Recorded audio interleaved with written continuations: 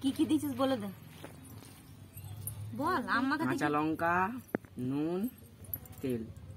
দেখুন hello guys, এখানে যাবো। আম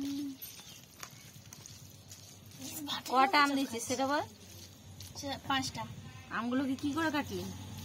এই ছিলিনটা দিছিস বলবি 5টা আমকে প্রথমে কেটে তারপরে ধুয়ে ছিলে নুন লঙ্কা। আর এগুলো কি? এগুলো আমের আঁটি।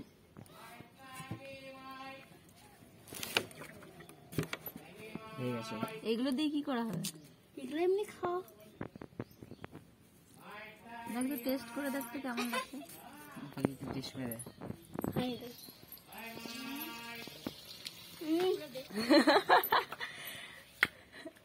টক।